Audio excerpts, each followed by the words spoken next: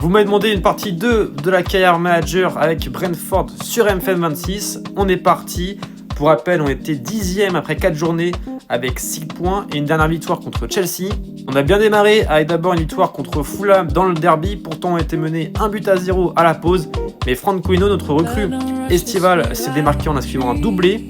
Et d'ailleurs, Rocco Reitz, lui, a été passeur pour Jan Nelt. Un match où on avait d'ailleurs testé le système en 4-3-3 qui a donc bien fonctionné. D'ailleurs, on a donc gardé ce système en 4-3-3 et ça marchait bien à la pause contre Manchester United puisqu'on menait 1-0 grâce à un but de Rocco Reitz, justement notre recrue. Et d'ailleurs, grosse domination à la pause. Malheureusement, les Mancuniens sont revenus à égalité grâce à Bruno Fernandes. On a donc perdu, entre guillemets, 2 points sur ce match. On a commencé le mois d'octobre avec une recrue, Jérémy Saint-Just, qui arrive libre de tout contrat, le néerlandais. Joueur passé notamment pour le Sporting et Mayence. Joueur qui peut jouer défenseur central comme latéral droit, très rapide, qui serait une bonne solution en cas de blessure de Ayer ou Kayode.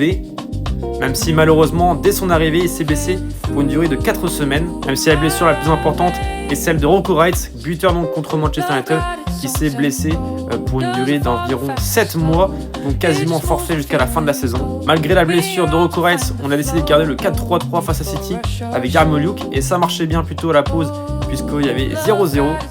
Et malheureusement, voilà, j'ai voulu aller chercher les 3 points en passant dans un système plus offensif en 4-2-3 avec 2 latéraux très hauts et on s'est fait punir à 2 reprises par Phil Foden et Bernardo Silva pour la première défaite de la saison 2-0. Heureusement, on s'est rattrapé en s'imposant contre West Ham, qui nous a permis d'être avec 10 points après 7 journées et donc d'être classé 9e à quelques points quand même de la 5e place de Manchester United.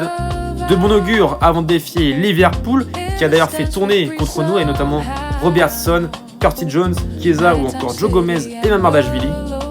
Nous on est repassé sur un 4-2-3-1 avec Franco Hino devant et Mikkel Damsgaard et ça a plutôt bien fonctionné.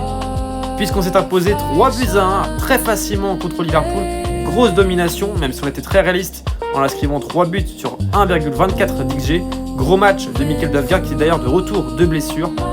Et puis on a terminé le mois d'octobre avec un 3e match de Carabao Cup, les 8e de finale contre Burnley, où pour le coup j'avais fait totalement tourner. Seuls Collins et Damsgaard sont restés dans le 11 type par rapport au match contre Liverpool. Et même si on était mené 1-0 dès la 2e minute, Igor Thiago a inscrit un triplé avec notamment 2 passes D du jeune Milambo pour nous qualifier en quart de finale où on affrontera Newcastle.